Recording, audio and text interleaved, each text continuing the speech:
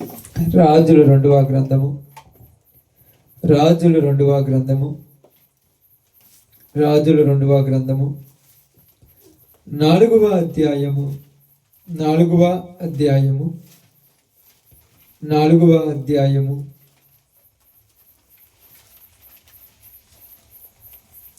28వ వచనాన్ని జాగ్రత్తగా చదువుదాం. అప్పుడు ఆమె కుమారుడు కావలెనని నేను నా ఏలినవాడనైన నిన్ను అడిగితినా, నన్ను భ్రమ పెట్టవద్దని నేను చెప్పలేదా అని అతనితో మనవి చేయగా. చాలు. దేవుడి వాక్య భాగం మన మధ్యలో ఆశీర్వదించును గాక. ఆమేన్. కూడి వచ్చిన మీ అందరికి ప్రభునామములు, శుభాలు, వందనాలు తెలియజేయుచున్నాను. దేవుని యొక్క సన్నిధిలో ఉన్నటువంటి మనము దేవుని యొక్క మాటలను విడుచున్నప్పుడు జాగ్రత్తగా అవగాహన కలిగి వినాలి. ఎందుకంటే దేవుని మాట మన జీవితాలను బలపరిచేది. దేవునిలో ఉన్నటువంటి మనము అభివృద్ధిలోనికి రావాలంటే ఆయన మాట మనం వినాలి. ఆయన మాట ఎలా ఉంటుందంటే బలహీనమైనటువంటి మన జీవితాలను బలపరిచేది, వెనుకబడిపోతున్నటువంటి మన యొక్క పరిస్థితులను ముందుకు నడిపించేది దేవుని మాట. ఇక్కడ జరిగినటువంటి సంఘటన జాగ్రత్తగా మీరు బైబిల్ చదవద్దక్క, తర్వాత చదువుతారు. అంటే ఇప్పుడు చదివడానికి మళ్ళీ వాక్యం వెళ్ళారు ఏనండి. తర్వాత ఇంటికి పోయాక రాత్రి 11ంటికి స్టార్ట్ చేసి ఉదయం 5 దాకా చదవండి. తర్వాత మీరు పనికి పోండి. ఏడ కూర్చొని బైబిల్ చదవకుండా నిద్ర అందుకు ఎక్కడ చదివితే బాగుండదు కదా, ఇంటికి కూడా చదవండి. ఇక్కడ జరిగినటువంటి సంఘటన ఏంటంటే మీకు ఎన్నిసార్లు చెప్పినా మీకు చరిత్రను తీసుకొచ్చి చెప్తాను నేను, మీకు అర్థం కావడానికి. వేరే వేరే చెప్పండి, చరిత్ర గురించి చెప్పుకుంటూ వస్తాను. ఇక్కడ ఎలీషా అనేటువంటి ఒక దైవజనుడు ఉన్నాడు. ఏం పేరమ్మా? ఎలీషా. ఈయన షునేము అనేటువంటి పట్టణమునకు ప్రతి రోజు, ప్రతి దినం, అంటే ప్రతి దినము కాకపోయినా ఆయా సమయాలలో సువార్తకి వెళుతూ వస్తూ ఉంటాడు. సువార్తకి వెళుతూ వస్తున్నప్పుడు ఆ పట్టణము నుంచి వెళుతూ ఉన్నప్పుడు ఆ ఊరిలో ఒక ఆమె ఉన్నది. ఆమె చూసింది, ఈయన రోజు ఇటు పోతున్నాడు, మళ్ళీ ఇటు వస్తున్నాడు, ఇటు పోతున్నాడు, ఇటు వస్తున్నాడు. ఈయనేమో సామాన్యమైన వాడు కాదు, దైవజనుడు. దైవజనుడు ఇలా పోతూ వస్తూ ఉన్నప్పుడు ఒక్కొక్క టైంలో రాత్రి కావచ్చు, ఒక్కొక్క టైంలో పొద్దు కావచ్చు, ఒక్కొక్క టైంలో వర్షం రావచ్చు, ఏదైనా ఇబ్బంది అవ్వచ్చు. కాబట్టి దైవజనుడు అటు పోతూ వస్తూ ఉన్నప్పుడు ఆమె ఏం చేసిందంటే, అయ్యా ఈరోజు నా ఇంటికి వచ్చి అన్నం తినపమని బ్రతిమలాడుకుంటుంది. ఏమంటుందమ్మా? అన్నం తినపమని బ్రతిమలాడుతుంది. దైవజనుడు ఒప్పుకోలేదు. లేదులమ్మా నేను తొందరగా వెళ్తాను, వెళ్ళేసి ఇంటికి వెళ్ళి తింటానులే, కుదరదులంటే కాదు, ఖచ్చితంగా తినాల్సిందే అని బలవంతం చేసింది. అన్నం పెట్టడం అనేది తప్పు కాదు, తప్పక అస్సలు తప్పు కాదు. అది దేవుని సేవకుడికి పెట్టడం అనేది అస్సలు తప్పు కాదు. ఎందుకు దేవుని సేవకుడికి పెట్టాలి? దేవుని దీవెనలు వస్తాయి. వీళ్ళు చరిత్ర ఎరిగిన వాళ్ళు. అబ్రహాం గురించి తెలుసా? అబ్రహాం గురించి ఎలా తెలుసుంటది? ఎందుకు తెలుసుంటది అంటే అబ్రహాము ఎరుగకయే దేవదూతలకు పరిచారం చేసినప్పుడు వాళ్ళు పోతూ పోతూ ఏమన్నారు తెలుసా? ఆశీర్వదించారు. ఏమని ఆశీర్వదించారు? మీదటికి ఇదే టయానికి నేను మరలా వస్తాను, అప్పుడు నీ కవిగిట్లో ఒక కుమారుడు ఉంటాడని ఆశీర్వదించపోయా. సారమ్మ నవ్విందిలే, ఆ నవ్విన గురించి మనకి అవసరం లేదులే. కాబట్టి ఎప్పుడైనా దేవుని సేవకులకు పరిచారం చేసిన కుటుంబము ఎప్పుడూ పాడైపోయినట్టు చరిత్రలో లేదు. కానీ చెయ్యటమే కష్టము జనాలకు. చెయ్యాలి, చేసిన తర్వాత ఆశీర్వాదం అనేది వద్దన్నా వచ్చేస్తుంది. ఇప్పుడు ఏమేం చేసిందంటే అక్కడ మనం చదివినప్పుడు, అక్కడ మనం చక్కగా ఆలోచించినప్పుడు, అక్కడ ఒక విషయాన్ని మనం గమనించినప్పుడు ఏం రాయబడిందంటే చూద్దాం. 8వ వచనం చూడండి.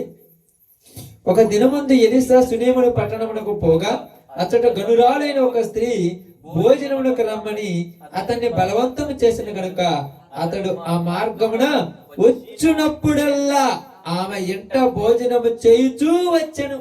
ఒక రోజు పిలిచింది, ఒక రోజు రమ్మంటుంది. నువ్వు ఎప్పుడైతే ఇటు వస్తావో మరిచిపోకుండా మా ఇంటి దగ్గరికి వచ్చి ప్రార్థన చేసిపోయి. నువ్వు ఇటు వచ్చిన ప్రతిసారి నువ్వు ఏ టెలివిజన్ రాని, ఏ పని మీద రాని, మా ఇంటి దగ్గరికి వచ్చి ప్రార్థన చేసి నేను నీకు ఇస్తున్నటువంటి పలహారం ఏదైనా భుజించి నన్ను ఆశీర్వదించుకోమని చెప్పినట్టుగా ఆమె చెప్పినప్పుడు ఆయన వచ్చినప్పుడల్లా అక్కడ పని చూసుకునేవాడు. వాళ్ళ ఇంటికి వెళ్ళి భోజనం చేసి వెళుతూ ఉండేవాడు. ఇలా చేసినప్పుడు అక్కడ జరిగింది చూడండి. కావున మనము అంటే అక్కడ చూడండి, కాదు 9 వచ్చిన. కాగా ఆమె తన పనిమిటిని చూసి మన యొద్దకు వచ్చుచూ పోవచ్చున్న దైవజనుడు భక్తి కలిగిన దైవజనుడు. ఎలాంటి వాడంట అంటే భక్తి లేని దైవజనులు కూడా ఉంటారు. నిజమాట చెప్పారు కాబట్టి చదువుతున్నాడు. భక్తి కలిగిన దైవజనుడు. ఎందుకు చెప్పేది భక్తి కలిగిన దైవజనుడు అని? ఆయన ప్రవర్తనను చూసి ఆమె గుర్తించి ఇతడు భక్తి కలిగిన వాడు. కాబట్టి ఇతడు వచ్చినప్పుడు పోవునప్పుడు ఇలా ఇలా కాకుండా మన మిద్దె మీద ఒక చిన్న గది కట్టిద్దాం అతనికి. అతడు ఇక్కడే ఉండి ఆ రోజు రాత్రి ఇక్కడ రెస్ట్ తీసుకొని మరుసటి రోజు వెళ్ళిపోతుంటాడు. అలా చేద్దామంటే ఓకే, నీ ఇష్టమే, నేను కాదనేదిగా. నువ్వేం బంగారం అడగలేదు, వజ్ర వైడూర్యాలు అడగలేదు. దేవుని సేవకుడు నివసించడానికి ఒక చిన్న గుడారం అడుగుతున్నావు, కట్టించే అని చెప్పాడు. అక్కడ కట్టించింది. అతడు వచ్చినప్పుడు పోయినప్పుడు ఆ ఇంటిలోకి వచ్చి భోజనం చేసేవాడు, అక్కడ రెస్ట్ తీసుకుంటున్నాడు, మరలా వెళ్ళిపోతున్నాడు. కానీ ఆయనకు ఒక డౌట్ వచ్చింది. ఎవరికి? దైవజనుడికి. అసలు ఏమై ఎందుకు మనకి ఇలా చేస్తుంది? ఎందుకు చేస్తుంది? మనం ఏమన్నా ఆమెకి ఏదో ఒకటి చెయ్యాలి, ఏదో ఒకటి చెయ్యాలని తన దగ్గర పనివాడు ఉన్నాడు. అంటే పనివాడు అంటే దాసుడు, పని చేసేవాడు కదా, కానీ శిష్యుడు. ఒక మాటలో చెప్పాలంటే గురువు దగ్గర శిష్యుడు. గెహజీని పిలిచి, గెహజీ, ఈ యొక్క స్త్రీ మనకింతగా పరిచారం చేస్తున్నది, ఏమొక మనం ఏదో ఒకటి చేయాలన్నాడు. ఏదో ఒకటి చేయాలి, రాజు దగ్గర పోయి ఈమె గురించి గొప్పగా చెప్దాము, లేకపోతే ఆమెకి ఏదైనా బహుమానం ఇద్దాం అనగానే వెంటనే ఆ శిష్యుడు ఏమన్నాడు తెలుసా? నేను చెప్పలేదు మా నిద్రపోయి పిలుస్తున్నాను. నేను నిద్రపోయాను, నేను చెబుతున్నా. నిద్రపోయాను అసలు లేపని తెలుసా? లేపకూడదు, తప్పు. వాళ్ళు ప్రశాంతంగా పోతాను, డిస్టర్బ్ చేయకూడదు నిద్రపోయేవాళ్ళు.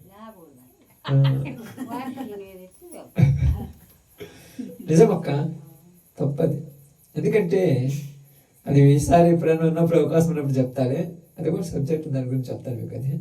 కాబట్టి ఇక్కడ చూడండి, ఇక్కడ ఏమొక మనం ఏదో ఒకటి చేయాలి, ఏదో ఒకటి చేయాలి, ఏదో ఒకటి చేయాలన్నప్పుడు ఆ పనివాడు ఒక మాట చెప్తున్నాడు. అందుకు మీకు ఇదంతా చూడండి, 11 వచ్చిన చూడండి.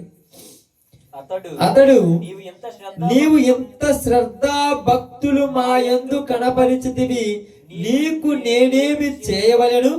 రాజుతోనైనను సైన్యాధిపతితోనైనను నిన్ను గురించి నేను మాట్లాడవలెనని కోరుచున్నావా అని అడుగమని గెహజీ ఆజ్ఞయ్యగా వాడు ఆ ప్రకారము ఆమెతో అనెను. అందుకామె నేను నా స్వజనులలో కాపురం ఉన్నానెను. ఏమంటుంది? నేను నా స్వజనులలో కాపురం ఉన్నాను, నాకేం అవసరం లేదు. మరి ఎందుకు చేస్తున్నావు? పరిస్థితులు ఎలా ఉన్నాయంటే బాగా గమనించండి. ఒక మనిషి మనకు మేలు చేస్తున్నారంటే ఏదో ఆశించి చేస్తున్నారని ఆలోచిస్తారు. అవునా కదా? రోజు వద్దన్నా కూడా నేను పిలిచి, నీకు వద్దన్నా కూడా టీ పోతా, వద్దన్నా కూడా గారెలు ఎత్తా, వద్దన్నా కూడా పప్పు వేస్తున్నారంటే నీ నుంచి ఏదో ఒకటి ఆశిస్తుందని. మనమేమనుకుంటామంటే ప్రేమతో చేస్తున్నాను అనుకుంటున్నాము. ప్రేమతో చేసేది వేరు, ఆశించి చేసేది వేరు. చేయడం తప్పులేదు, కానీ ఇక్కడ అదే చెప్పిండు. ఈమె ఏదో మనం నుంచి ఆశించి చేస్తుంది కాబట్టి ఈమెకు మనం ఏదైనా చేద్దాం. రాజు దగ్గర నాకు మంచి పేరుంది, ఎందుకంటే నేను ప్రవక్తను, రాజు దగ్గర పోయి మాట్లాడగలను, సైన్యాధిపతి దగ్గరికి వెళ్ళి మాట్లాడగలను. ఆమెకి ఏదైనా అవసరం ఉందేమో అడగమను, నేను వెళ్ళి చెప్తానంటే ఆమె ఏమన్నా తెలుసా? నేను నా స్వజనుడి యొద్ద ఉన్నాను, నా స్వజనుడి యొద్ద ఉన్నాను, నాకేమీ అవసరం లేదు. అతడు దైవజనుడు. దైవజనుడికి చేస్తే దేవుడు ఆశీర్వదిస్తాడు. ఆ పరలోక ఆశీర్వాదం కోసం నేను చేస్తున్నాను, కానీ ఈ భూలోకంలో నాకేది అవసరం లేదన్నాడు. మీరు వద్దన్నా ఆయన ఇవ్వకుండా ఉంటాడా? మీరు వద్దన్న ఇవ్వకుండా ఉంటాడా? ఆయన గొప్పవాడు. ఎంత గొప్పవాడంటే బైబిల్ గ్రంథం ఏమి రాయబడింది మీ అందరికీ తెలుసు కదా. ఇదిగో నీవు ఏమి ఇత్తుతావో అదే పంటకు వస్తావు. నువ్వు మంచి పనులు నాకు చేస్తే నేను నీకు మంచి చేయకపోతే నేను దేవుని ఎందుకు అవుతా? నేను నీకు మంచి చేయాలని ఈయనలో తపన వచ్చేస్తుంది. ఎవరిలో? ఎలీషాలో. ఏంది, నాకు అసలు ఏమీ ఆశించకుండానే ఏమీ చేయకుండానే ఎంతగా నా మీద ప్రేమ చూపుతుంది, ఎంతగా నాకు ఇన్ని చేస్తుంది, ఎంతగా చేస్తుంది. ఈ కుటుంబానికి నేను ఏదైనా చెయ్యాలి, ఖచ్చితంగా ఈ కుటుంబానికి చెయ్యాలి, ఏదైనా చెయ్యాలని ఆశ కలిగి మరలా గెహజీని పిలిచి, ఏంటి అసలు ఏమొద్దనుకుంటుందా? ఏంటంటే, అయ్యా ఆమెకు ఏమీ కొదువలేదు, ఆమె గుడ్రాళ్ళు అన్నదమ్మా. ఏమి కొదువలేదు, ఆమె గుడ్రాళ్ళు అని పిలిచింది. వెంటనే ఎలీషాకు ఆలోచన తట్టింది.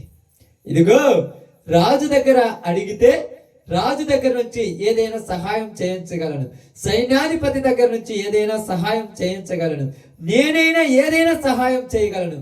అంటే ఎవరు చేయలేని సహాయం ఒకటి ఉన్నది, అది దేవుడు మాత్రమే చేయగలడు.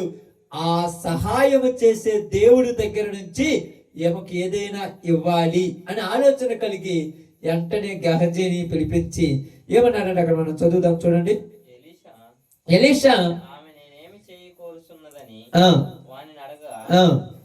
గెహజీ ఆమెకు కుమారుడు లేడు మరియు ఆమె పెనిమిటి ముసలివాడని అతనితో చెప్పెను. ఆమెకేమో కుమారుడు లేడు, ఉన్నటువంటి భర్త అంటే నువ్వు ఏదైనా అవకాశం ఉందన్నా అవకాశం కూడా లేదు. ఆమె పెనిమిటి ముసలివాడైపోయాడు. ఇప్పుడు మనం ఏం చేయాల్సిన పని లేదన్నాడు. తర్వాత చదువుదాం. అందుకతడు ఆమెను పిలువమనగా వాడు ఆమెను పిలిచెను. ఆమె వచ్చి ద్వారమందు నిలవగా ఎలీషా మరుసటి ఏట ఈ ఋతువున నీ కౌగిట కుమారుడుండునని ఆమెతో అనెను. ఆమె ఆ మాట విని, దైవజనుడు అయిన నా ఏలినవాడా, అలాగు పలుకవద్దు, నీ దాసురాలునైన నాతో అబద్ధం ఆడవద్దని అన్ను. ఏమంటున్నాడైనా? అమ్మా మీదటికి ఈ ఋతువు అంటే తెలుసా? ఋతువు అంటే తెలుసా? వసంత ఋతువు, గ్రీష్మ ఋతువు, మొత్తం 12 ఋతువులు ఉంటాయి.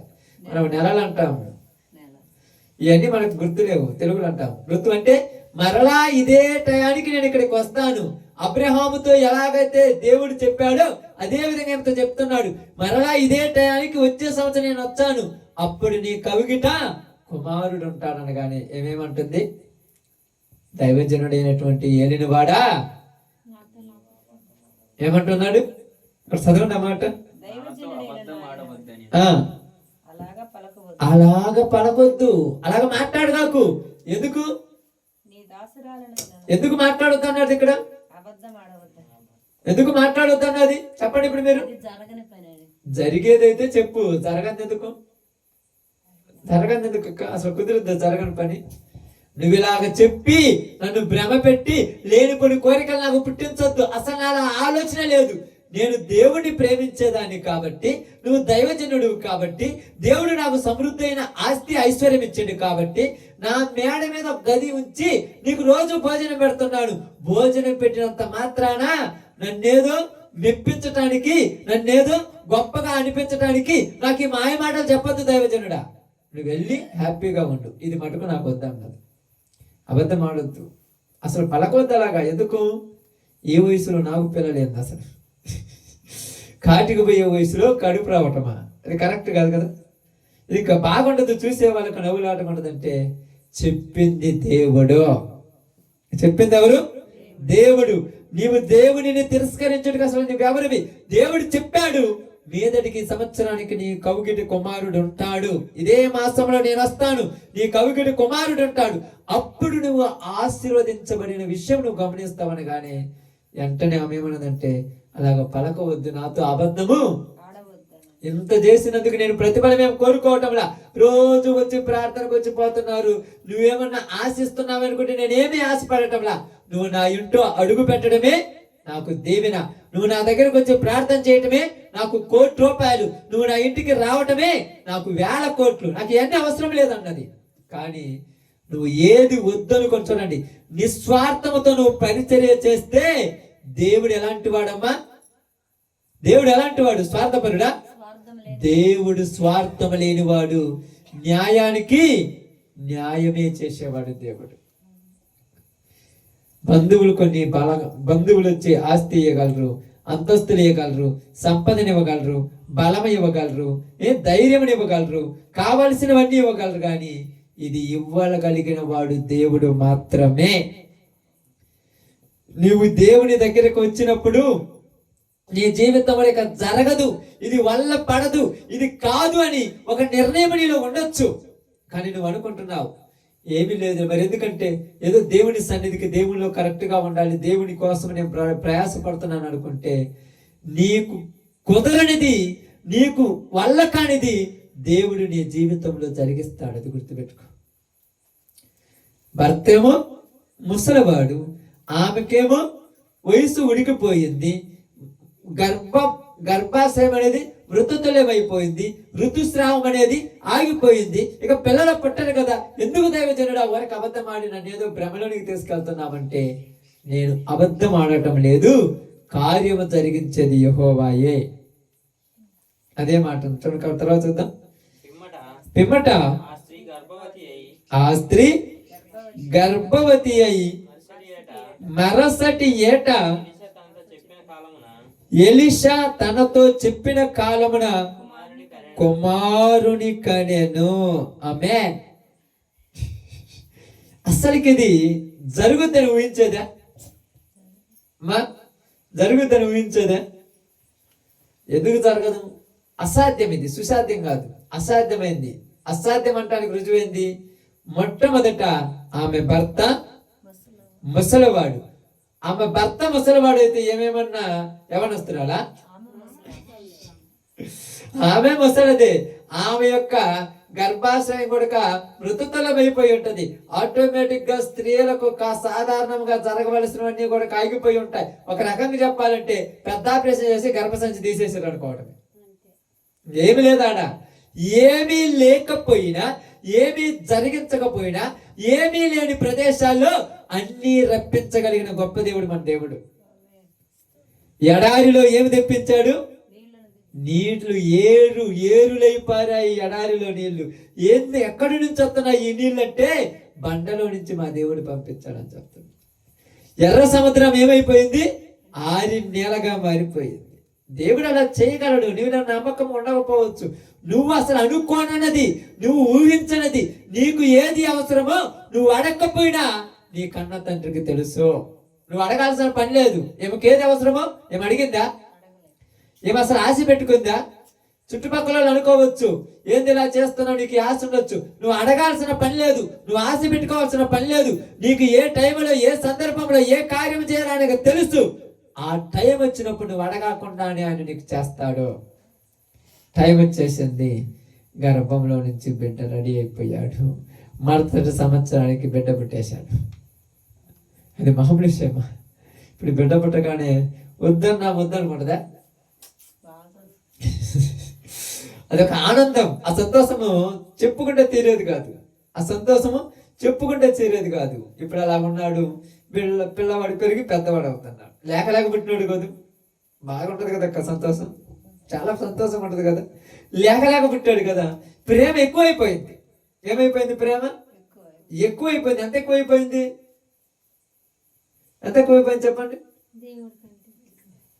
ఆదివారం ప్రార్థనకు రావడానికి కూడా తిరగలేనంత అయిపోయింది. ప్రార్థన చేసుకొని కూర్చోడానికి కూడా తిరగలేనంత అయిపోయింది. పొద్దు గోకులు ఏం పని? పిల్లోడితోనే శాఖర్. అంతే కదా. చూద్దాం కిందికి చదువుకుంటున్నాడు. చూద్దాం.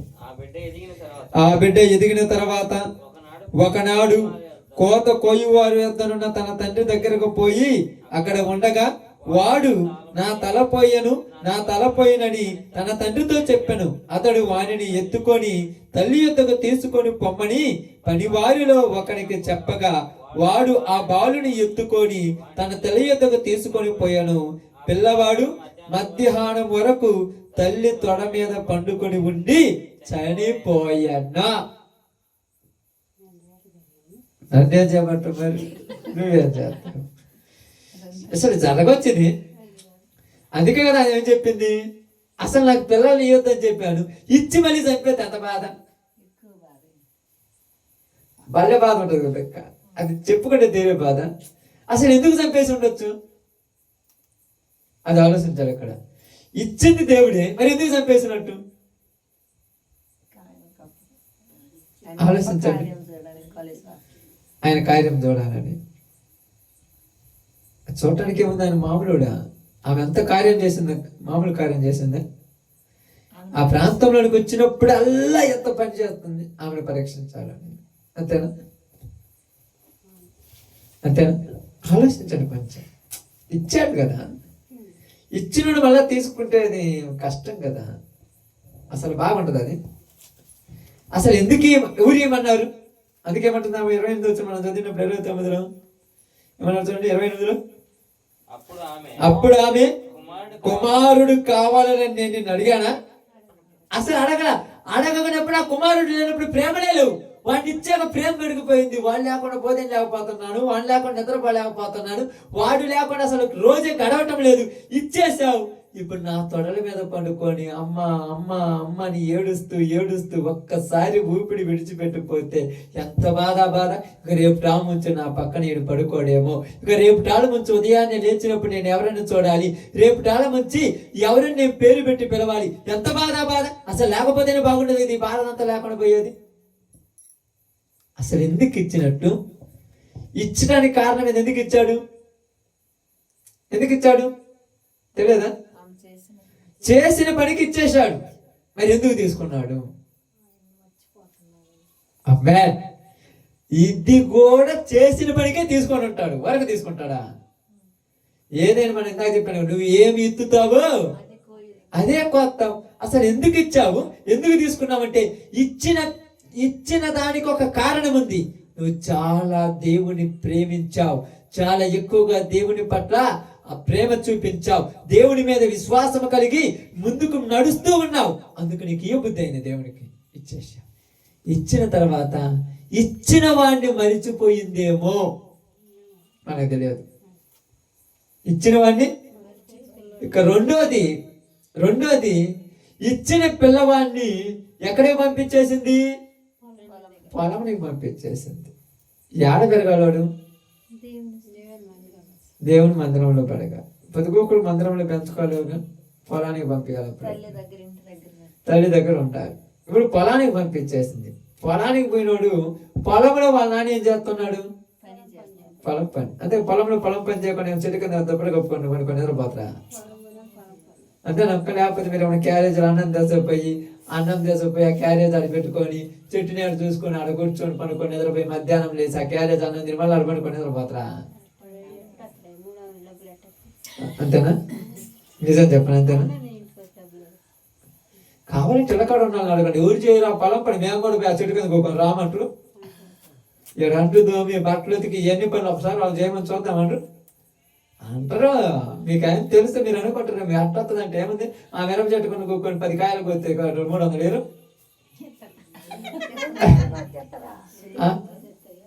ఏనా? 10 కాయలంటే 10ఏనా? ఒక ఆతమే కదా కోసేది, ఎనుకో ముందు. ఇప్పుడు మామూలుగా అందుకే కదా ట్రెండ్ మార్చారా? ఏం మార్చారు? ఇదేమి లేదు, ఎన్ని కేజీలు కోసుకుంటే అన్ని డబ్బులు అన్నారు. కేజీల ప్రకారం బట్టి ఆగుతురా? మధ్యాహ్నం అన్నం తింటరా? ఇంతకుముందు అన్నం తిన్నప్పుడు కూర్చోబట్టి అన్నం తిన్నబట్టి అబ్బా లేద్దామంటే ఇప్పుడే కదా తిన్న, చెయ్యి కూడా ఆరలేదు. ఏం మనిషి రేపు చాలా అసలు బాగూడదు. అందుకే కేజీల ప్రకారం ఇచ్చారు అనుకో, అన్నం కూడా తినేగా.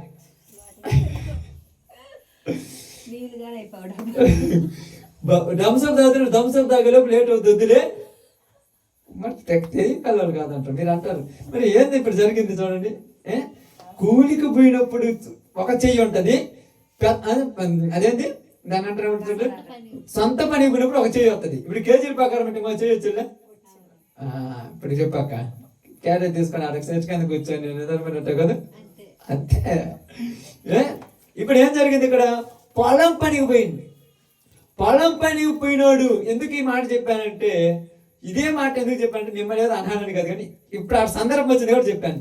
ఎందుకంటే పొలం పనికి పోయినోడు పొలం మీద పడ్డాడు కానీ పిల్లాన్ని పడుచుకోవాలి. మీకు అర్థమవుతుందా?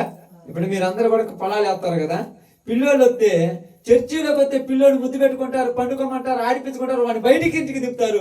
పొలానికి పోతే వాడిని అన్న ఇరుసులోకి వచ్చి ఆడుకోకుంటారు వచ్చి, అంతే కదా. ఉద్యోగానికి పోతుంటారు, పిల్లోని వెనక మెడ కట్టుకుని ఉద్యోగం చేస్తారా? వాడు ఆడ తిరుగుతున్నప్పుడు ఆడంటే ఆడ తిరుగుతున్నాడు. వాడి కాపలా తను వెళ్ళిపోతారు తెలుసా? పని మనుషులు పెడతారు తెలుసా?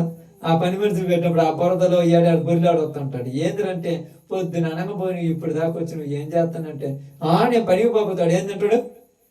అంతే కదా మనం చెప్పేది. వాడే ఏడవ తిరిగి బతుకుతాడులే. చర్చికి వచ్చినప్పుడు మాత్రమే పిల్లల మీద ప్రేమ వచ్చేస్తుంది. నాకు తెలియదు ఎలాకేంతో అస్సలు వదలరు, అస్సలు పక్కన పెట్టుకుంటారా వదలరు. ఇంక వాడిని లాలించడము, వాడిని ఆడించడము, వాడిని పాడించడము, అబ్బో ఇంక మామూలు ప్రేమ అనిపిస్తుంది. ఒక చూస్తే ఏంది రెట్ట తయారైపోరు జనాలు అనిపిస్తుంది. మరి ఉద్యోగం పోయినప్పుడు ఏ కుక్కలు ఎత్తుకుంటాయో, ఏ నక్కలు ఎత్తుకుంటాయో, ఏ చెట్టు కింద ఉంటాడో, ఏడ తిరుగుతుంటాడో, అప్పుడు కుక్క గలవదా? అప్పుడేం పడవదా? అంటే నేను అనాలనలే. పొలం పనికి పోయినోడు ఏం చేస్తున్నాడు? పిల్లోడు కూడా పడుచుకోకుండా పని చేస్తున్నాడు. పిల్లోడు వచ్చి నానా నానా తల తిరుగుతుంది, నాన్న తల తిరుగుతుంది, నాన్న తల తిరుగుతుంది అంటే తలలేదేం లేదు పని చేసుకుంటాడు. నీ బాగాలేదు నాకు అంటారా? అంటారా? ఇప్పుడు అని అంటారా? గుర్తు తెచ్చుకోండి అంటారు. ఏడుతుంటారు నేను వస్తాను. ఇంటికాడ కూర్చుంటే ఇద్దరం కూర్చొని గడ్డి తినాలి. ఇంటికాడ కూర్చో, నేను పనికి పోయొచ్చు, నాకు ఏమనమంటావు. పనికి పోయేటప్పుడు అడ్డం కాడు పిల్లోడు. మిగతా టయాల్లోని పిల్లలు మనకు ప్రేమ వచ్చేది. అప్పుడు అంటారు, అప్పుడప్పుడు అంటారు, ఏమంటారు తెలుసా? మీకుంటే తెలుస్తుంది. ఏంటిది? నువ్వు పనికి పోయినప్పుడు కూడా ఉంటే తెలియాలిగా. మరి ఆ పనికి పోయినప్పుడు కూడా ఎంటేసుకొని పోవాలిగా. మా చర్చిలలోకి వచ్చినప్పుడే ఇటు పక్క ఒకళ్ళు, అటు పక్క ఒకళ్ళు, అటు పక్క ఒకళ్ళు వాళ్ళకు బొమ్మలు ఇవ్వటం, ఇలా ఆడించడం నాకు అనిపిస్తుందో ఇలాగ తలపోయే రోజు దగ్గర పడి అనిపిస్తుంది. నా తలపోయింది నా తలపోయింది అంటే రే పన్నెండు ఇట్లా ఏంది? నేను పన్నెండు కట్టుకుంటున్నాను, పొలం చూసుకుంటున్నాను, ఈడు గోడ చేస్తున్నాడు, ఇంటికాడ పోయి వాళ్ళమ్మకి ఇచ్చిరాపు. తలపోయినంటే ఎంత సిచ్యువేషన్ అది, ఎంత సిచ్యువేషను. పిల్లోడు చచ్చిపోతున్నాడన్నా పొలాన్ని విడిచిపెట్టి రావటంలా. అది గుర్తు చేయడానికి మీకు అంతా చెప్పింది. పొలాన్ని విడిచిపెట్టి రావటం లేదంటే పొలం మీద అపలార్చన పడింది. ఎవరు ఎట్లా చెప్తే నాకెందుకు, ఎవరు ఎక్కడ చెప్తే నాకెందుకు, పొలం మీద అపలార్చన కదా. ఇప్పుడు అక్కడ బాగా గమనించి ఆలోచించండి.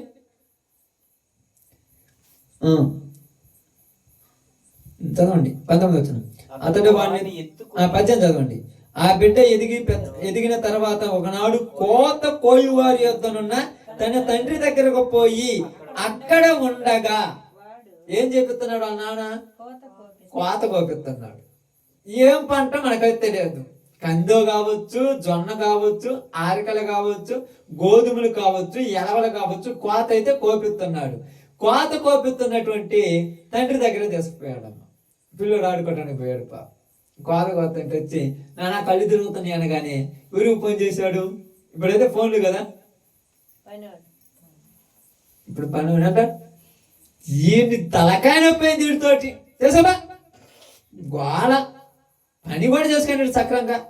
ఊరి కోసం అక్క చేసేది పని. మరి వాడెందుకు తలకాయ నొప్పారు మీకు? నీ పనికి అడ్డం వస్తే ఎవరైనా ఒకటేనా? కన్న కొడుకునే పట్టించుకోలేదంటే అసలు దేవుడు గుర్తుంటాడా? అసలు గుర్తుంటారు చెప్పండి? అసలు పట్టించుకోడు దేవుడిని అనుకుంటాడు. దేవుడు అబ్బో వీళ్ళకి నేను అసలు అవసరం లేదు. ఎప్పుడు పట్టే గుర్తు పెడతాడు. ఎప్పుడు పొలంలో దేవుడు అవసరం లేదు, ఇంటికి వచ్చినా దేవుడు కావాలి వీళ్ళకి. మళ్ళా ఎందుకని పొలంలో పంట బాగా పండిందిగా. కోత వాళ్ళు ఎంతమందిని పెట్టారు? ఎంతమంది వచ్చారు పని వాళ్ళు, అటు ఇటు తిరుగుతున్నాడు, కొయ్యండి కొయ్యండి కొయ్యండి అంటున్నాడు. అబ్బో మామూలు చేపిస్తున్నారు ఆ పని. ఇంటికాడ పిల్లవాడు చచ్చిండు. నిజం అది, నేనే అబద్ధం ఆడినా. ఇంటికి పో, పిల్లోడు తలపోతుంది అన్నాడు. కళ్ళు తిరుగుతున్నాయి నానంటే, కళ్ళు తిరుగుతున్నాయి అంటే పొలాన్ని వదిలేసి రావాలా, పొలాన్ని పడుచుకొని పిల్లోని వదిలేయాలా?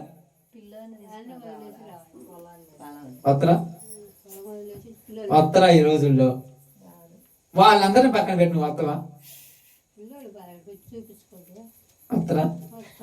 ముఖ్యమైన పనిలో ఉన్నాను, ఒక 500 ఎత్తాను, పోయి హాస్పిటల్ చూపించరాపో, అంతే కదా కనేది. ఒక 500 పంపిస్తాపో.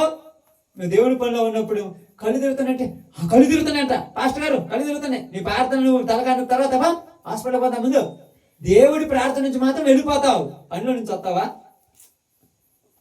బాగా ఆలోచించండి. ప్రార్థనలో ఎవరున్న పిల్లోడు ఏడ్చిండా, ఓయమ్మ ఏడ్చిండు, ఓయన్న ఏడ్చిండు, ఎందుకు ఏడ్చిండు? నువ్వు పరుగో బయటికి. మరి పని దగ్గర నుంచి పిల్లోడు నాకు ఏడవకుండా నవ్వకుండా గింతకుండా కందకుండా ఉంటాడా? వాడే ఏడుతూ పడుతూ వాడే పెద్దోడు అవుతాలే. మరి ప్రార్థన కాడ కూడా అలాగే అనొచ్చుగా, అలా అనొచ్చుగా. మరి పొలం దగ్గర పోతే ఏది గుర్తురాదు. ఇంటికాడ కుక్క ఉందా, లోపల నక్క ఉందా, పొయ్యి మీద పాలు ఉన్నాయా, పొంగిపోయినాయా, పెరుగైనా ఏది గుర్తురావు. ప్రార్థనకు పోతే అన్నీ గుర్తొస్తాయి. 5 గంటలకు పోయినప్పుడు తాళం వేసినా వేయలేదు, గుర్తొద్దామా? మంచం ఎత్తిందే ఎత్తలేదని గుర్తొస్తుందా? అసలు ఉంటుంది. మరి ప్రార్థనకు రాగానే ఈ బైబిల్ ఇక్కడ పెట్టేసి ఎమ్మటి 2 నిమిషాలు ఏంటంటే తాళం వేసినా లేదో చూసేస్తా, గ్యాస్ ఆపినా లేదో చూసేస్తా. అంటే ప్రార్థన ఎలాంటిది? టైం పాస్ అయిపోయింది జనాలకు. అందుకే దేవుడు కూడా ఇలా ఆశీర్వాదాలు అట్లా. పని ఎలాంటిది? టైం పాస్ కాదు, ఇంట్రెస్ట్ పెట్టి చేస్తున్నారు పని. ఎంత ఇంట్రెస్ట్ తెలుసా? ఎంత ఇంట్రెస్ట్ తెలుసా? ఇంటికాడోళ్ళు ఫోన్ చేసి, ఇదిగో ఏదో ఇబ్బంది అవుతుంది తొందర రమ్మంటే, ఏం నేను లేకపోతే అసలు రోజు కూడా బతికేటట్లేరే. అబ్బో ఏం లేకపోతే బతకరా? ఇప్పుడు అందరూ అనుకుంటారు, చాలా మంది ఎవరు కూడా, అప్పుడప్పుడు నేను కూడా అమ్మాయి చెప్తాను, ఏది అసలు నేను లేకపోతే 2 రోజులు కూడా బతకమంటే, ఇదంతా ప్రేమ. లేని వాళ్ళందరూ బతకటంలా? ఇది నిజం కాదు, భ్రమలో బతికేస్తున్నాం మనందరం కూడా. చూడండి అక్కడ అదే రాయబడింది. ఏం రాయబడింది? నా తలపోయిన అంటే అర్థం ఏమిటి? తల తిరుగుతుంది. అప్పుడప్పుడు తిరుగుతుందిగా మీకు తల? ఎప్పుడు తిరిగిందా? తిరిగినప్పుడు ఏం చేస్తారు? తిరిగినప్పుడు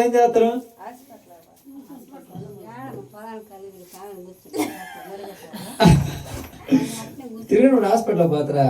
గట్టి కళ్ళు మూసుకో 2 నిమిషాలుండి, వీళ్ళందరిలో నేను మళ్ళా ఎనిక్కిపోతే ఏమంటారు, పనికి రాంది, ఒక రాష్ట్రంలో చెప్పాలంటే చేతగా ఊరు రమ్మన్నారంటని రోషంతో చేస్తారు పని. మరి ప్రార్థన కాడా రోషం ఉండదు. కళ్ళు తిరుగుతా నేను ముందే బయట పోయి కూర్చుంటా, ముందే ఈరోజు ప్రార్థనకు రాను, బాగలేదు. మరి ఆడకుండా ఉండాలిగా బాగలేదని. ఆ రోషం ఎక్కడ పక్కకి పోతే ఏమంటారంట, మన భాషలో చెప్పాలంటే ఊరు రమ్మన్నాడు చేతగాని వాళ్ళని, 2 నిమిషాలు అందులో నిలబడలేదు. ఎందుకు వీళ్ళు అసలు? ఇట్టాటోళ్ళు కూడా అందరూ వచ్చి పనికి చెప్తారా? అక్కడ ఉంటది పౌరుషము. ఏడా ఉంటదా? ఏంటంటే కాళ్ళు నొప్పులు లేస్తున్నాయి. ఏం నొప్పులు? అదే రాళ్ల శాలలో పొరిలాడుతున్నప్పుడు నొప్పులు లేవు. ఏం 90 సంవత్సరాలు, 25 సంవత్సరాలు నువ్వు నా తోటి ఇప్పుడు నువ్వు చూద్దాం అమ్మ అప్పుడప్పుడు నా తోటి ముందురా పట్టెలు. ఆ చర్చిలోకి వచ్చి తొక్కటమే ఇంతే. ఆడ కింద పడి గొప్ప అవుతుంది, నా భయం అవుతుంది. మరి ఆడ వీళ్ళు గొడక పొలం మీద ఉన్నంత పిచ్చి పిల్లల మీద లేదు, పొలం మీద ఉన్నంత శ్రద్ధ తన శరీరం మీద, పొలం మీద ఉన్నంత ధ్యాస దేవుడి మీద లేదు. అందుకే దేవుడు గుర్తు చేస్తున్నాడు, అమ్మా మీ ఆయనకు పొలం పిచ్చి పట్టింది, నీకేమో పిల్లోడి పిచ్చి పట్టింది, నన్ను అసలు మర్చిపోయారు, ఆ ఇచ్చిన నేను తీసుకుంటాను అనుకున్నాడు. గుర్తున్నాడా? ఏమో లాలించి పాలించడం సరిపోయా, ఆయనేమో అక్కడక్కడ ఎకరాలు చెయ్యటము అమ్మటం సరిపోయా. ఇంకేనా మేడగది ఎక్కడ ఏనేడ? ఇప్పుడు ఊరి కోసం ఈ పొలం వేసింది. ఇంతకు ముందు ఏదో పొలం మనం సంపాదించి పెట్టాలి, అప్పుడు ఊరు లేదుగా. ఇప్పుడు పిల్లోడు వచ్చిన తర్వాత ఒక్కడు ఏడాది కానీ ఒకటి ఉంటే వాడికి 4 రూపాయలు సంపాదించి పెట్టొద్దు. వాడికి సంపాదించాలని పోయి వాడిని పోగొట్టుకుంటే. ఇప్పుడు జరిగిన తర్వాత ఇంటికి వచ్చి అమ్మా కళ్ళు తిరుగుతుంది అని అయ్యగారు పంపించాడంటే పిల్లోడు కూడా పట్టుకోండి ఏం సంపాదిస్తున్నట్టు ఆయన తెలుసుకురా. అందుకే అసలు ఆయన అంటే నాకు పడుతు. ఎట్టాడు ఆయన చెప్పండి, ఎట్టాడు ఆయన? ముసలోడు. వయసుడన్న అయితే పొలం మీద తిరుగుతున్నాడు, ముసలోడు ఎవరు తిరుగుతున్నాడు?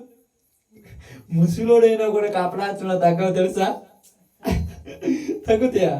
రేపో మాపో కర్ర పట్టుకొని నడుస్తున్న మా నాన్న అంటాడు, చచ్చిపోయే ముందు రోజు కూడా ఒకసారి పొలం కాడి తీసుకుని చూసి వస్తాను అంటాడు. అంటే ఏముంది చూడటానికి? సంపాదించడం ఇంక చాలదు. ఇంకా చివరికి పోయేటప్పుడు ఏమన్నా తీసుకుపోతారా? ఏముండదా? మరి ఏమి లేని ఇప్పుడు ఎందుకు అంత అప్రాచన? ఏమడతాను అందరూ తెలుసు ఎందుకు అంత అప్రాచన? మరి తినటానికి కావద్దు కదా అంటారు, తినటానికి అది అని ఏం లేవా?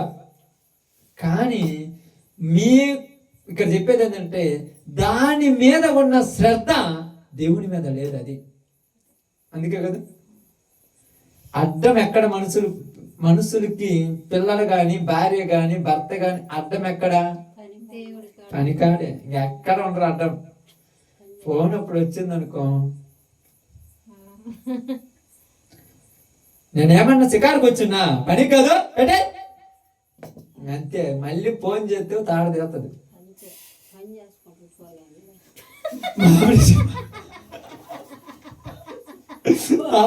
అసలు ప్రార్థనకు వచ్చినప్పుడు మాత్రము తొందరగా అయిపోతే బాగుండి మాట్లాడకపోయా అనుకోండి. ఇప్పుడు బిజీ అంత షెడ్యూల్ ఏముంది బిజీగా.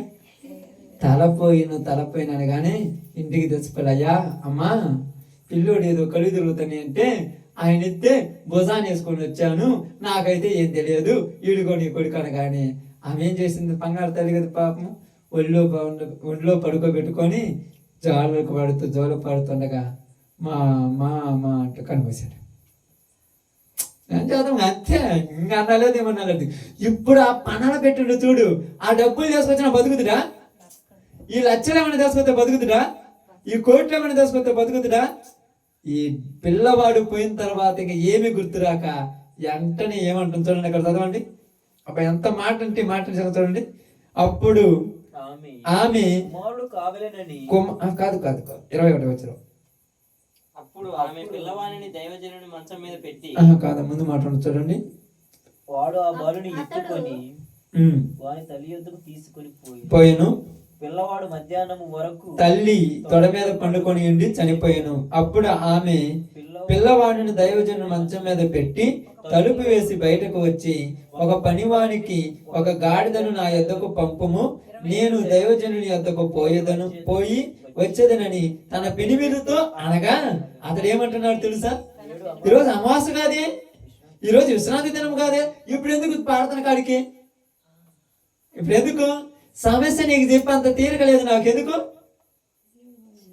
ఎందుకు ఒకవేళ ఇదిగో పిల్లోడికి అట్ట అయిపోయిందంటే ఇప్పుడు చచ్చిపోయినాక ఆయన ఏం చేస్తారని నన్ను కూడా బాగా పెడతాను.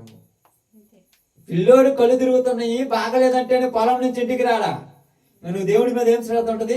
అందుకని ఏమన్నా చూడండి, ఈరోజు అమావాస్య కాదే, ఈరోజు విశ్రాంతి దినము కాదే, అతని యొద్దకు ఎందుకు పోవుదు అని అడుగగా ఆమె నేను పోవుట మంచిదని చెప్పి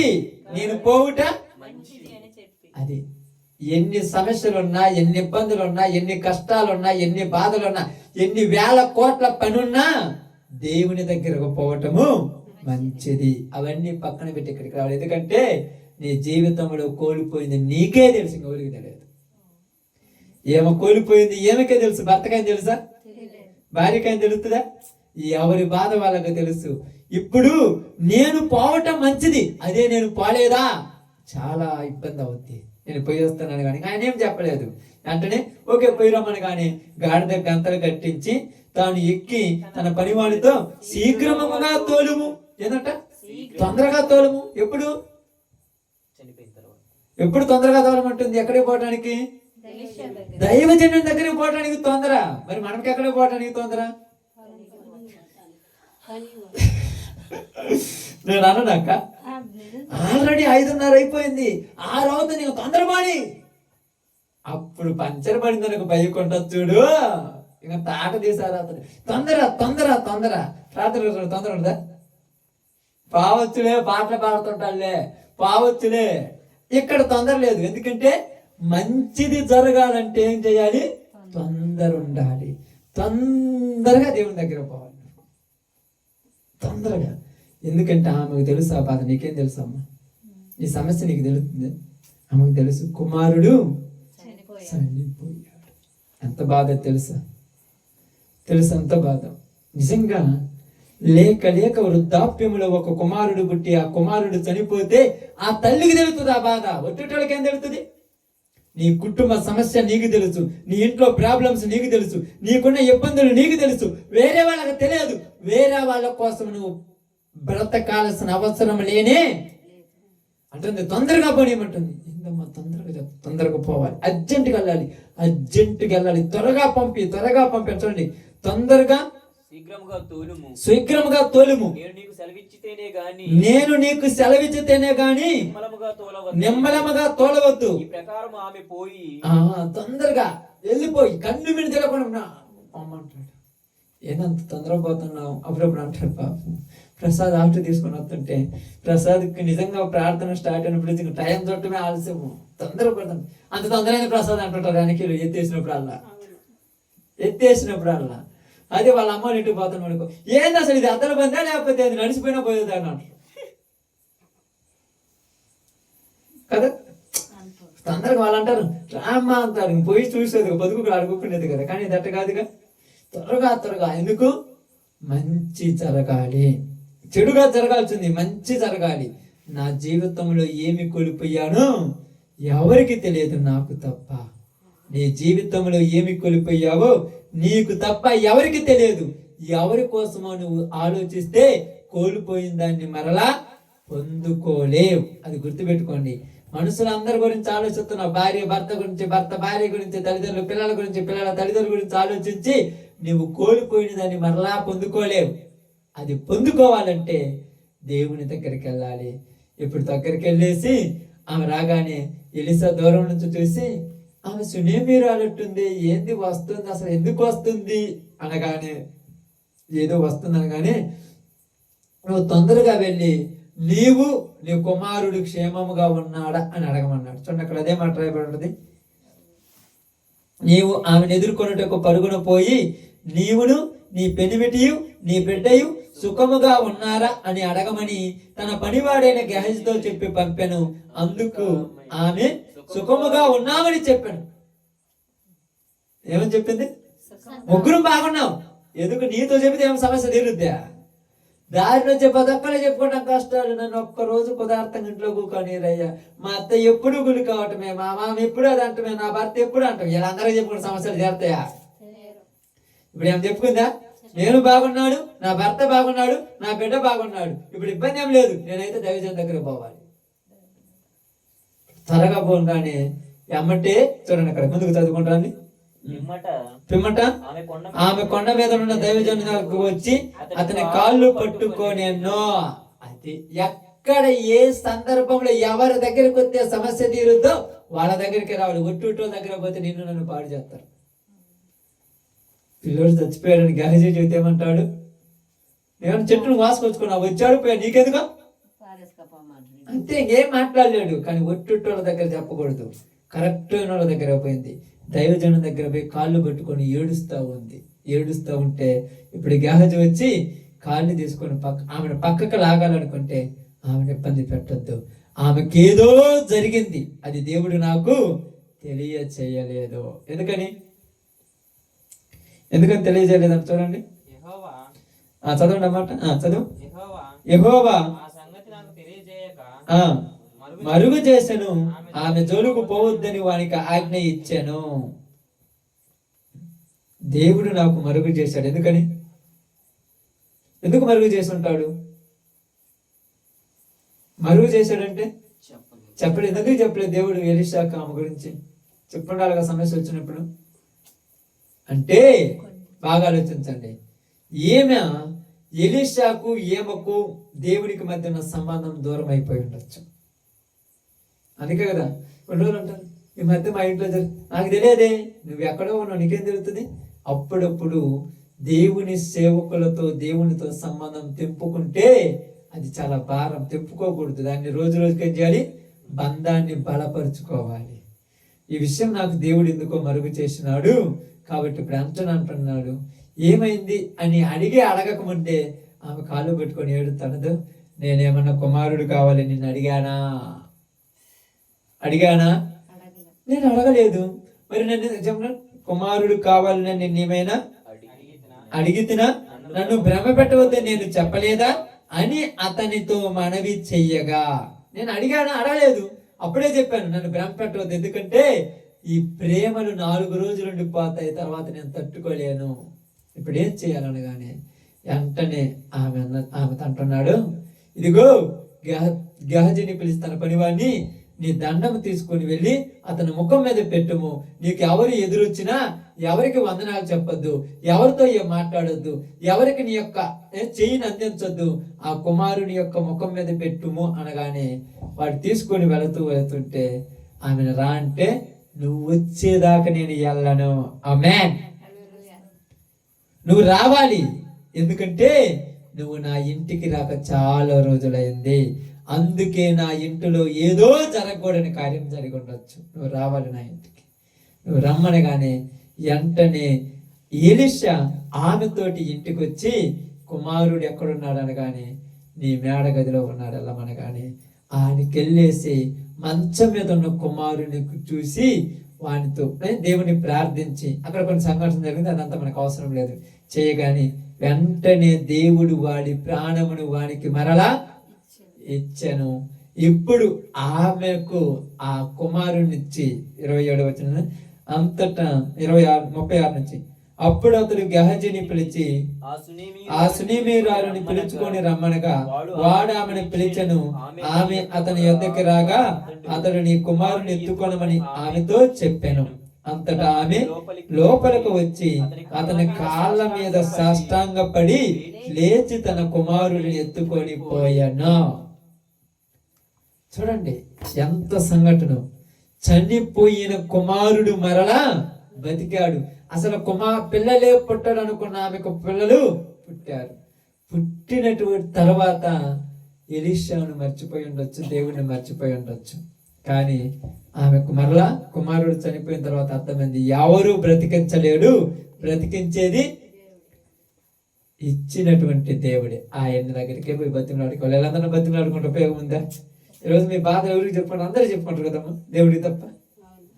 దేవుడికి అసలు చెప్పుకోరు. టైం ఆడుంది దేవుడికి చెప్పుకోవటానికి. చెట్టు కింద కూర్చుంటే అందరికి చెప్తావు, ఇట్టాటోడు నా భర్త, ఇట్టాటోడు నా భార్య, ఇట్టాటోడు నా కొడుకు, ఇలాంటి వాళ్ళు మా అత్త మామలు అందరూ చెప్పుకుంటా. దేవుడితో ఈ రోజైనా ఒక అరగంటతో కూర్చొని చెప్పావా? మోకాళ్ళ మీద కూర్చొని ఒక అరగంట ప్రార్థన చేస్తే కదా అంత చెప్పుకోవడానికి సమస్యలు. వాళ్ళు ఎట్టన్నారు, వీళ్ళు ఎట్టన్నారు, ఏమైనా ఎంతమంది అని ఉంటారు. మన వాళ్ళని ఒక లెక్క, జీవితాంతం ఏమైనా అని ఉంటారు. ఎంత సంపాదించుకొని ఏం చేసుకోను, ఎవరికి పెట్టుకుంటుంది ఎన్నో అని ఉంటారు. కానీ ఎక్కడ బాధపడలా, దేవుడితోనే చెప్పుకుంటుంది సంభాషణ.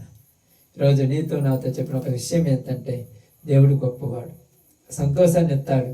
ఆ సంతోషాన్ని ఇచ్చినప్పుడు సంతోషాన్ని బట్టి ఇచ్చినోడిని మర్చిపోతే మళ్ళా నేను ఉన్నానని గుర్తు చేస్తాడు. ఆ గుర్తు చేసినప్పుడు మళ్ళా మర్చిపోయామనుకోండి, అది అసలు అక్కడ గుడిచిపెట్టడం మా పిల్లలు పాపం. కానీ ఆమె మర్చిపోయిందా? చనిపోయినాడని ఏడ్చిందా? బాధపడలేదు. ఎవరి దగ్గర పోవాలో అక్కడికి వెళ్ళి ఆయన దగ్గరికి పోగా ఆయన వచ్చి చనిపోయిన కుమారుని మరలా తిరిగి ఆమెకు అప్పగించాడు. కాబట్టి ఈరోజు మనందరం నేర్చుకోవాల్సింది ఏంటంటే, మన జీవితంలో దేవుని మనం నమ్ముకుంటే, దేవునిలో మనం కరెక్ట్గా ఉంటే, దేవునికి నచ్చినట్టుగా మనం బ్రతికితే, మనకు ఏది కొదువుందో అది దేవుడు తీరుస్తాడు. ఇది మొట్టమొదటిది. రెండోది, దేవుడు మన కొదువు తీర్చిన తర్వాత దేవుడిని మర్చిపోతే ఇచ్చిన దాన్ని మళ్ళా తీసుకుంటాడు. అది గుర్తుపెట్టుకోవాలి. ఈరోజు దేవుళ్ళలోనికి వచ్చిన తర్వాత నిజంగా నాకు అప్పుడప్పుడు అనిపిస్తుంది, ఒకప్పుడు మేము నివసిస్తున్నటువంటి మా గృహంలో గట్టిగా వానొత్తే నైట్ నిద్రపోవటానికి ఉండదు. ఒక పక్క పొగాకు, ఒక పక్క మేము ఇంతే, ఈ ముగ్గురు కూర్చున్నంతలోనే మా అక్కోళ్ళు మా బావోళ్ళు అందరూ తింగానే కూర్చుండే వాళ్ళం నైట్ అంతా. ఎప్పుడైతే నేను దేవుణ్ణి నమ్ముకొని సువార్త కొరకు వచ్చానో, ఈరోజు ఎంతమంది వచ్చి కూర్చున్నా కూడా, పడుకున్నా కూడా తరగనంత వచ్చారు. అది దేవుడు. ఇచ్చాడని దేవుని మర్చిపోయామా? ఇచ్చినోడు తీసుకోవడం పెద్ద లెక్క కాదు. ఆస్తి మీకు సంపద ఇస్తాడు, డబ్బులు ఇస్తారు, బాగా పంట బాగా పండుద్ది. పంట పండిందని దేవుని మర్చిపోయారా? ఇచ్చినోడు తీసుకోవడం పెద్ద లెక్క. కాబట్టి మీ అందరికి ఒక విషయం చెప్తున్నాను, గొప్పవాడు దేవుడు, నీ కొదువులు తీర్చగలడు. నీ జీవితంలో ఎవరి దగ్గర తలదించుకోకుండా తలెత్తి తట్టు నిలబెట్టగలడు. అలాంటి భాగ్యం దేవుడు మనకును మన కుటుంబాలకు అనుగ్రహించును గాక. అందరం కూడా తల వంచండి, ప్రార్థన చేసుకుందాం.